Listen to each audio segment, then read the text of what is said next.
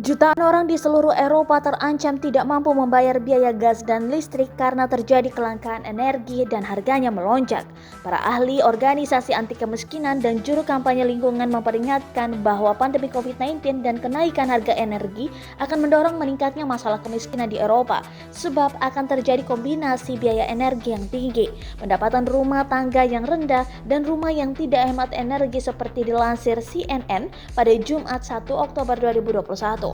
Penelitian terbaru yang dipimpin oleh Steven Bozarovsky, profesor di Universitas Manchester dan ketua jaringan penelitian kelangkaan energi Engineer, menemukan bahwa hingga 80 juta rumah tangga di seluruh Eropa sudah cukup kesulitan mendapatkan pasokan listrik dan gas.